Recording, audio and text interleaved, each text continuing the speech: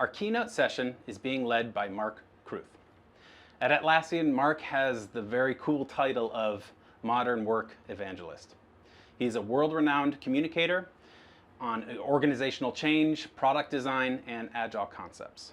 Now please enjoy his session, Resilience and Reinvention in a Radically Changing World. Awesome. Thank you so much for that warm introduction, Patrick, and for having me here at JiraCon 22. Super excited to be here and to kind of kick this whole thing off.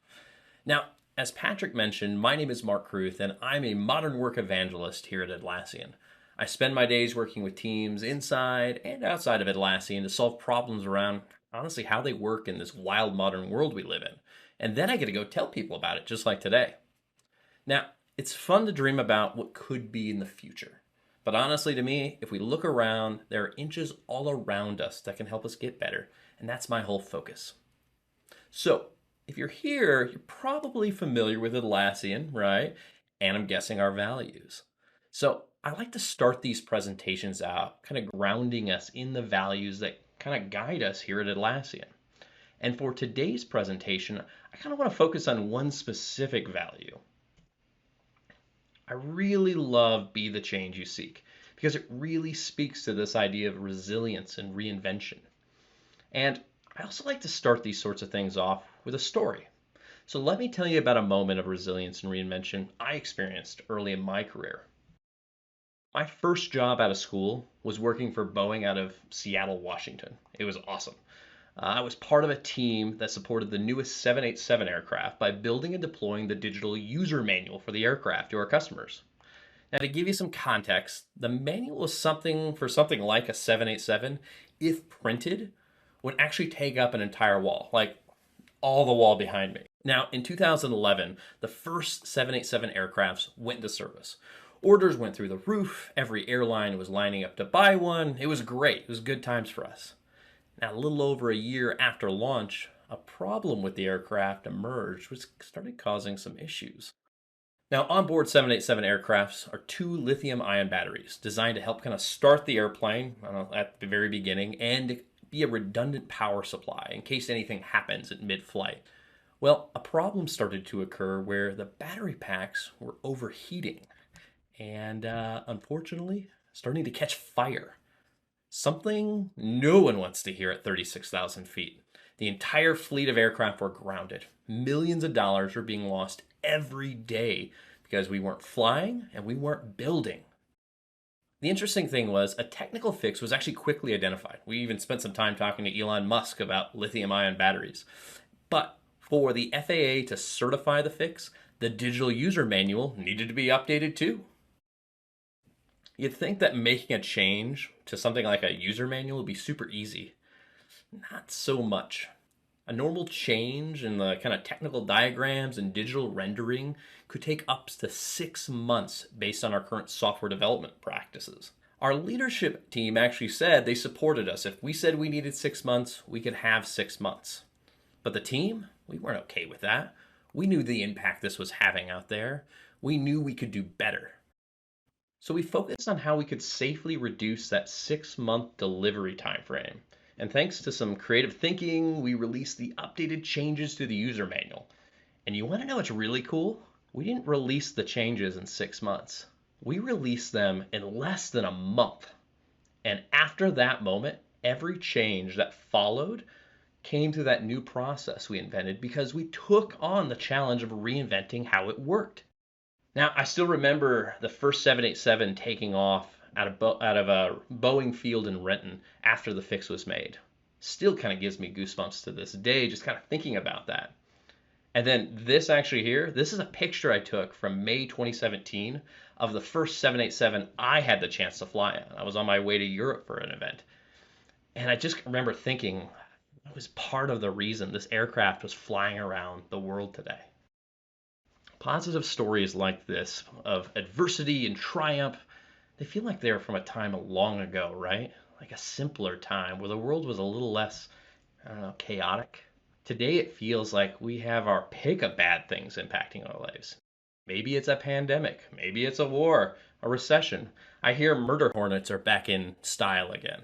Who knows honestly, what's going to be next really could be about anything, right? We've all received a handful of scars over the last few years, some physical and some mental. But you know what? We made it. By God, we made it. Honestly, thanks to our collective resilience and our ability to reinvent, we could have just crawled in a hole these last few years, but instead, we embraced remote work. We left the modern day comforts of our indoor spaces and spent a little bit more time outdoors. And, most importantly, we all got really good at making sourdough bread from watching all those YouTube videos. Honestly, who's still got their starter in the fridge, right? When looking back at everything, I kind of laugh a little at just everything we've gone through. You know, that kind of gets me thinking, why don't we all just laugh a little, right? Huh? Why don't we do that? When was the last time you had a really good laugh? Like a belly laugh? Well, if it's been a while, I'd like to change that. You're going to find out from me that I like exercises. I like kind of moving you out of your comfort zone. So what I want to do is I want us all just to take a moment and let out our best laugh. I mean, force it out. Just laugh, even if you can't think of anything funny. What we're going to do is we're going to take 30 seconds, and that's how much time I just want you to laugh. All right? Can we do it? Can we do it? All right. Ready, set, go. Oh my god.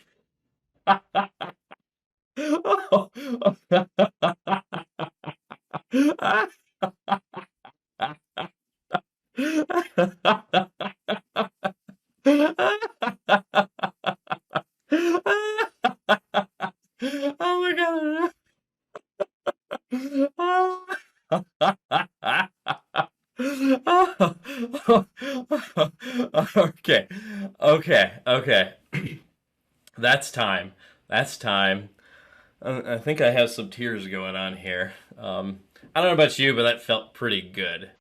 When we talk about this idea of resilience and reinvention, many of us think about the idea of things like grit and determination, which, don't get me wrong, are part of the equation. But these are only good at kind of getting us started, in my perspective. Grit is about sustained, consistent efforts towards a goal. Even when we struggle, we falter, and maybe even fail. In my mind, it's going 30 days without missing the gym, saying, I'm going to do this, I'm going 30 days. Now, resilience, on the other hand, that's our ability to bounce back after we've struggled, we've faltered, and we've failed. To me, this is actually going back to the gym after you missed day 30 of your 30 days to the gym because you were sick. You could have just thrown that in, but you know what? You went back. That's resilience. Grit gets you started, but resilience is not allowing anything to stop you. Like a pandemic, a war, you name it. That's why resilience is just really a superpower. Today, I want to show you what resilience looks like and give you actually some practical techniques that you can use to help enable you and your teams to be more resilient. To become more resilient, we need to actually learn how to cope with things like adversity. And to do that, we've actually got to focus on 3 attributes. Those attributes are going to be hope, optimism, and positivity. Focusing on these attributes enables us to develop a growth mindset, a way to give ourselves permission to be flexible and know that shit might hit the fan, but we'll find our way through it. I want to tell you 3 stories now to illustrate each of these attributes, to learn what it looks like in the wild, as well as give you a little inspiration. So I think our first stop here is going to be talking about hope. To give you a little context about me, I live just outside the city of Detroit. You know, if you know Detroit, you know, we're the Motor City, birthplace of the car, Motown, and we might fight New Yorkers on this, but I would say birthplace of Coney dogs out there, so delicious. There is an unfortunate reality about Detroit, though, I think many people are aware of. We're also the second most impoverished city in the U.S., with roughly 30% of our residents living below the poverty line. A powerful way to actually help enable people to move beyond that poverty line is through education. So providing the kids of Detroit access to education is critical, you can imagine. Well, then March 13th, 2020 happened, and everything changed. With the onset of COVID, the biggest tool to fighting poverty, which is education, was ripped away from nearly 40% of the residents of Detroit who didn't have internet access. Now, among Detroit's public schools, now this is K through 12, only 30% of those students had access to internet. And what's even wilder, within the age group where education is most impactful, where it's most developing in a child, K through 8, only 10% of families had access to even a device with internet access. Some of these kids actually had access to a cell phone, maybe no cell plan, and what they would do is they would walk over to their local Taco Bell and just use the Wi-Fi in there in order to access their class material. Can you even imagine all of a sudden having no way to learn because all the buildings are locked and the only place to learn is a place you can't even access? Now, this wasn't a new problem in Detroit. The Digital Justice Coalition has been working to help bring internet to the low-income, underserved areas of Detroit since 2009. But the year 2020 really accelerated things. One of the front lines of the Digital Justice Coalition is going to be the Digital Stewards Program. Detroit residents are essentially trained in this program in digital engineering skills, so they can actually help design and build mesh networks to actually bring Wi-Fi to their very own community. So we want people in the communities actually helping to build this out. Now, when COVID hit, though, safety became the utmost concern. How could we have a digital steward go and actually do installations if they can't enter a person's home? So what did the stewards do? They figured out that they could develop a kit that they could actually give residents to install inside their own homes. And they could then talk them through that process while they were outside doing the installation from the outside of the home. They called it Internet in a Box. They essentially reinvented how home installs occurred, which enabled the whole program to accelerate its reach in a time when everything else was slowing down. And what's really cool, the outcome of all this, in just 2 years' time, the number of Detroiters without internet access dropped from 40% all the way to 25%. That's amazing. Although this is progress and it's awesome, the story isn't over yet. Thousands of people in Detroit still need reliable access. But that feeling of hope is alive. And it's all about saying we can make broadband internet available to everyone in the city. If we can do it through the pandemic, we can do it anytime. I really do love that story because it radiates this idea that hope is having confidence and trust that a particular event or outcome can and will occur. Not wishful thinking, as they might say. It's a resolute belief that things can and will be better. The residents of Detroit were resolute that nothing, not even a global pandemic, would prevent them from helping those in need. And you know what's even better? Science has actually provided that people who practice hope throughout their lives have better physical and mental health, they have better social support, and you know what's even better? They live longer. So let's take a look at the next attribute. Let's talk about optimism. Y'all know what this is, I think, right? This is the Mars rover Perseverance, designed to learn new things about our red neighbor in the sky. The mission to send Perseverance to Mars was actually called Mars 2020 because the window to launch a ship to Mars was between July 17th and August 30th of 2020. It's a window that only opens every 26 months. Leading up to the launch, Adam Stelzner, chief engineer for the mission, recalls that the name Perseverance was actually decided on March 5th, 2020. He wasn't a big fan of the name when it was picked because he says, to have a name like Perseverance, you need to have some, adversity. NASA's been launching rovers to Mars for years. This wasn't their first rodeo. What kind of adversity are we going to face? Oh, Adam. Oh, Adam. Well, a week later, March 12th, 2020, the Jet Propulsion Laboratory, designers of the rover, had a practice work from home day because there was this virus spreading and there were thoughts that there might need to be some time working from home for the next week or two. Well, as we all know, that week or two turned into nearly 2 years, both for us and for them. The team at JPL realized that they had 4 months until their window opened to launch to Mars. And without the ability to meet in person, there were concerns that they might not be able to meet that window. And if they did, they would have to wait that 26 months, with, if you do the math, is happening right now. September of 2022, they would have had to wait till now to actually launch Perseverance. The team at JPL is used to these sorts of things, right? Things like crazy challenges they have to solve, insurmountable odds, the usual.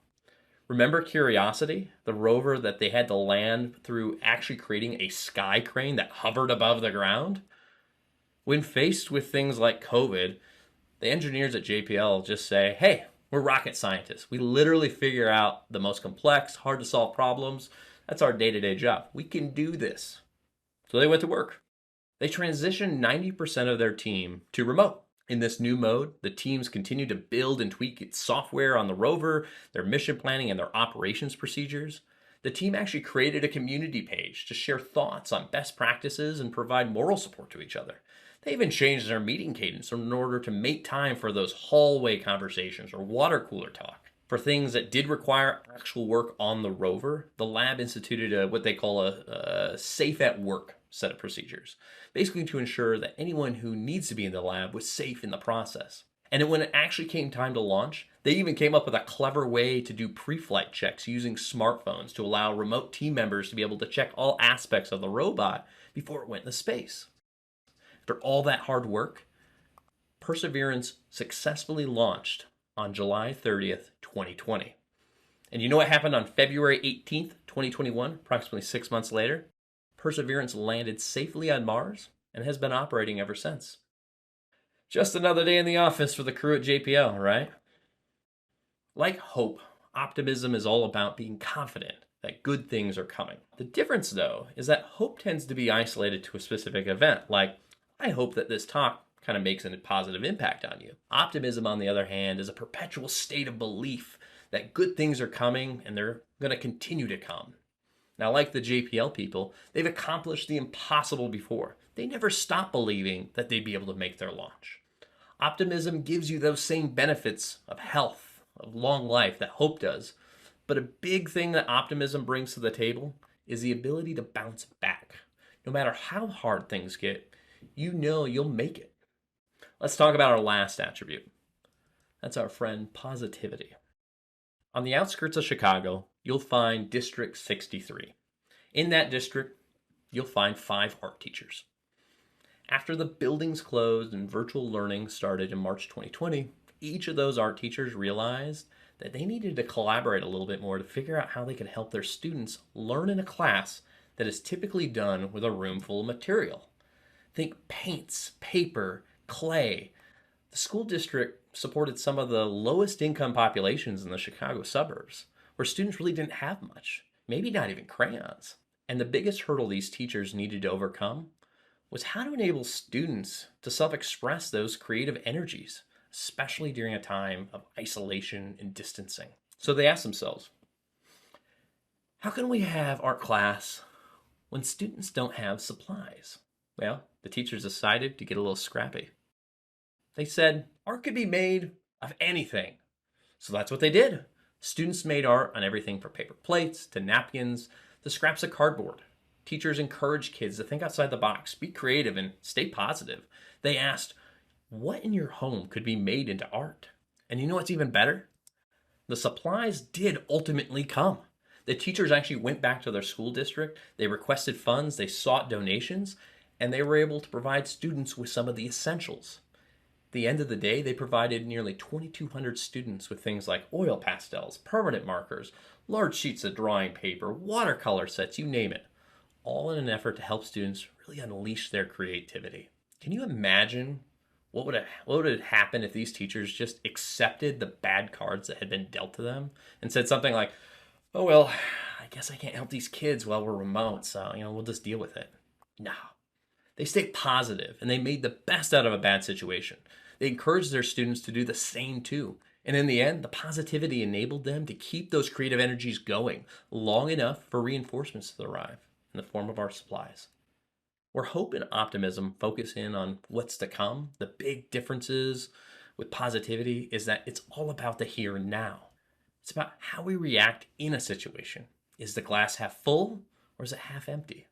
Lots of people look at positivity as a form of almost irrational happiness.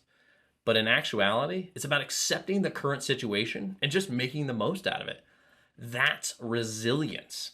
Now, these 3 attributes are the key to being more resilient and inventive when the cards are essentially stacked against us. That's easier said than done, right? Whether you're in Detroit, Chicago, or maybe on the surface of Mars. We need to shift our mindset. We need to unlock these attributes in us. We need to exercise these ideas, not just with our minds, but with our bodies. Now, we know that exercise helps our bodies, but it also helps our minds. In fact, exercise actually helps to rewire our brains to be more resilient. So let's build up a little resilience. What do you say, huh? What I'd like to do, because you know me, I'm an exercise kind of guy, we're going to do 3 stretching exercises here on this meeting. These are things you can do wherever, whenever you are. Maybe you're at your desk, maybe you're at a coffee shop. These are all exercises that you can do to kind of really unleash just a little bit of resilience in you every day. So go ahead, make sure that you have some space around you to get started, and let's get into this thing. All right, so the first exercise we're going to do is called the neck lateral flex. What we're going to do is you're going to put your hand and you're going to put it on the one side of your head. And what you're going to do is you're going to pull just enough, just so it feels comfortable, but a little bit more, just a little bit more than that. And what you're going to do is you're going to hold that for 10 seconds. Let's do that. 1, 2, 3, 4, 5, 6, 7, 8, 9, 10. All right, now we're going to repeat on the other side. So grab again, switch hands, pull, and 1, 2, 3, 4, 5, 6, 7, 8, 9, 10. Nice work, nice work. All right, let's do another one. Next one is going to be the upper body rotation. So basically, put your arms out, bend your elbows. Now we're going to do rotate side to side 5 times. 1, 2, 3, 4, 5. All right, maybe popping some vertebrates there, feeling a little good. All right, so we got one last one to do. This is going to be the arm lift. So what I need to do is raise one arm in the air, put the other one raised down behind you. Basically squeeze your shoulder blades together so they try to get them to touch, and you're stretching out like as far as you can. And I want you to hold this for 5 seconds to stretch as far as you can. 1, 2, 3, 4, 5. All right, we're going to do another one now.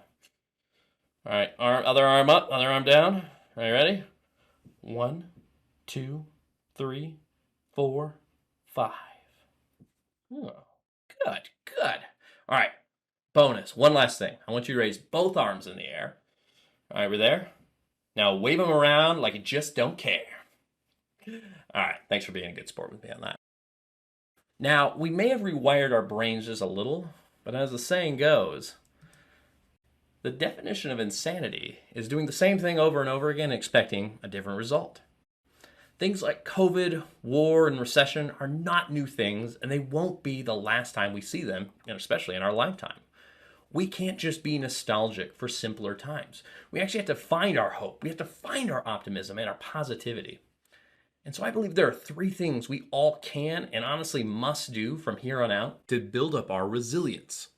So let's kind of review those and keep a lookout for some of those tips and tricks that you can take from this. Number 1 has everything to do with our state of mind. Let me ask you a question. Imagine you're a local restaurant owner and it's March of 2020. How you feeling right now?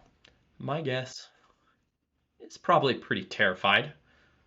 Overnight, local businesses realized that they couldn't just do the same thing they'd always done.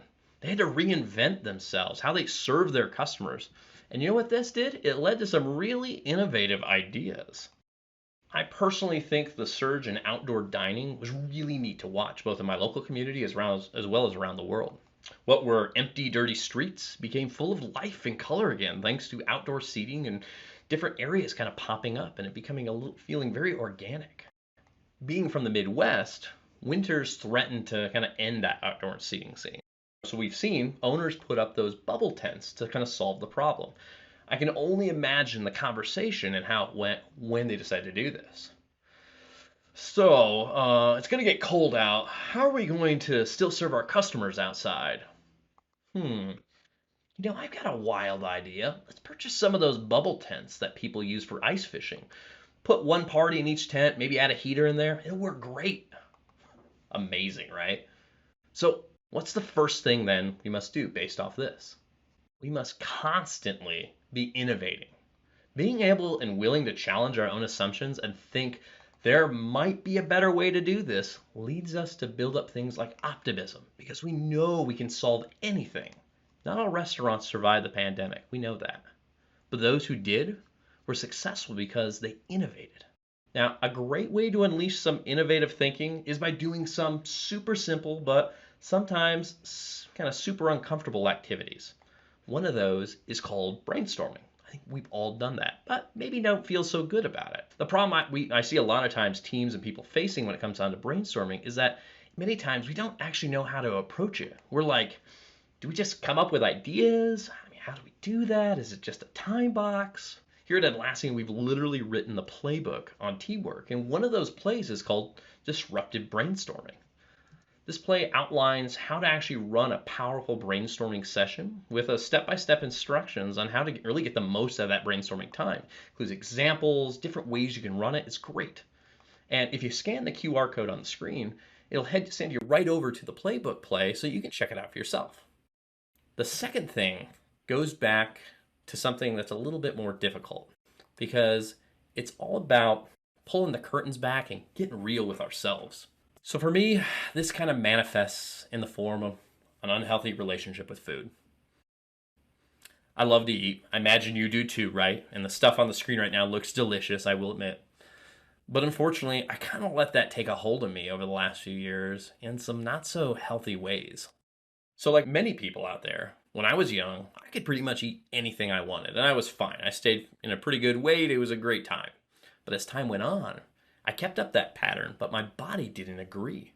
It started gaining weight. It started gaining a lot of weight.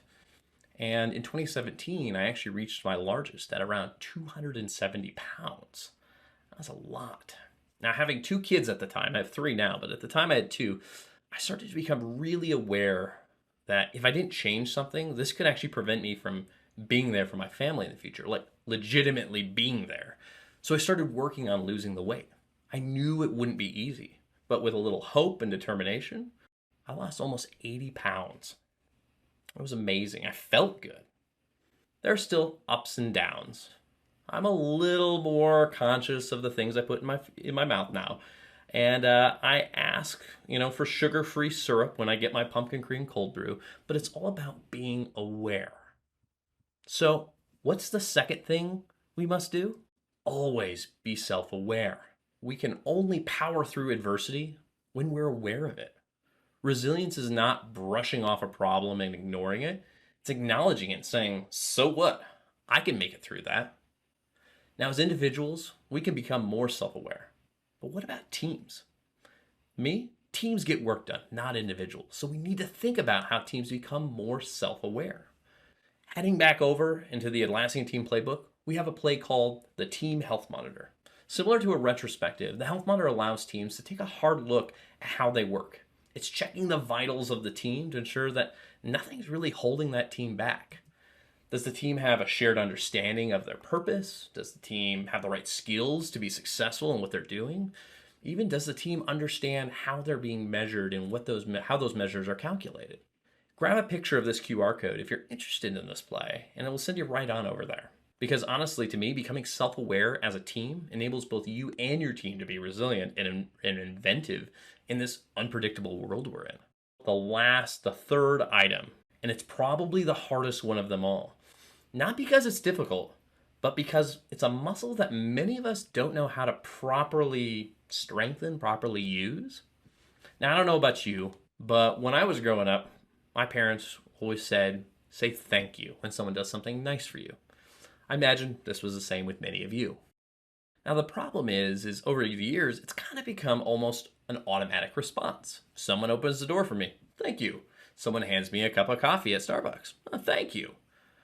The problem with it being an automatic response is that it starts to kind of lose its meaning. Do we truly mean it? Or are we just saying it out of the fact that we want to be nice and it's just that automatic response? Well, one of the cool things is over the last few years, at least in what I've witnessed, is I believe we've hit a new renaissance of gratitude in the world. I think we've rediscovered what those two little words really mean. And honestly, we've started to shout it from the rooftops, literally. One of the coolest stories coming out of 2020 was the nightly 2 minutes of gratitude that New Yorkers did. Now, in the city, every night at 7 p.m., New Yorkers would open their windows, they'd step out on their balconies, they'd go out into their fire escapes or even go out into their rooftops, and they'd spend 2 minutes saying thank you to all the frontline workers. They banged on pots and pans, they played instruments, they just screamed thank you. And the thing here is people didn't have to do this. They wanted to do this. They realized that people are putting their lives on the line to keep the city that never sleeps moving. So what's the third thing that we all must do from here on out? Always be gracious. Practicing gratitude doesn't just help others feel appreciated, it actually helps us too. Science shows that when we say thank you, it generates positive emotions in our brains that, stay with us and help fight things like adversity and improve our overall mental health well after we gave that thanks. And here's the secret. Practicing gratitude doesn't actually start with saying thank you to others. If you really want to unlock the power of gratitude, we need to actually start with ourselves. When you think about your day so far, what are 3 things you're grateful for? Your first thought might be, I don't know. The thing is if you look really hard, not even really hard, just dig a little deeper, you're probably going to find plenty of things that you're thankful for. For me, let's see here. One, I'm thankful for being able to talk with you all today. This is great, just having that ability. I'm thankful for my family and the fact that they're all healthy right now. And I'm also thankful that my Mac isn't forcing an automatic update on my computer right now like it did last week. So, little things, right? If you did this exercise, let's say every day, or maybe every week, or every month, or even for a year, talk about the mountain of things that you could find in your day-to-day life that you're grateful for. Well, out of Australia, there's an organization called the Resilience Project, and their mission is to help people practice gratitude, empathy, and mindfulness. They call it GEM. You can actually learn more about them by snapping a picture of that QR code. Now, when practicing GEM, one of the activities they encourage people to do each day is write down 3 things they're grateful for. They found that by doing this every day, it has the power to shift a person's perspective and honestly become more positive. So here's my challenge to you. I want to challenge you to become a little bit more resilient by practicing gratitude. For the next 7 days, I want you to spend 5 minutes at the end of every day and just write down 3 things that you're grateful for that day. If you need help, I recommend putting a reminder on your phone to make sure that you actually don't miss a day. It says, hey, go make sure you write that down. And here's the thing. It doesn't have to be hard. It doesn't have to be anything special. Maybe you had a really good team meeting. Maybe your coffee was just right this morning. Just look for the things that you're thankful for. And here's step number 2. On the 7th day, here's the big thing. I want you to share what you're grateful for with me. Send me an email, send me a LinkedIn message, tweet me. Whatever you're going to do, I want you to tell me what you're grateful for. I'm expecting to see my inbox just light up here in 7 days, all right? Now, before we wrap and send you all out to the conference, we need to do one last thing. You know how I had you laugh just like you heard the funniest joke, and then had you do a little Zoom cardio? Well, there's a reason for that. The best way to become more inventive, more self-aware, more gracious, to become more resilient, is to make our brains more adaptable. To unlock that thing they talk about, neuroplasticity. Science actually tells us there's 3 ways to do this. First, we can laugh to unlock pathways of joy and mirth in our brains. Second, we can exercise to improve our mood, reduce our stress. And third, we can dance so that we can reconnect and accept who we are to be more resilient. So I think you know where I'm going from here, right? The last exercise I want you all to do is join me and kind of start really getting those dancing energy going here at JiraCon. And we're going to do it for 60 seconds. Just dance like nobody's watching. So I'd like you to join me, along with some of your fellow conference speakers, organizers, and others. This help us shift our mindsets, kind of let a little loose. The timer starts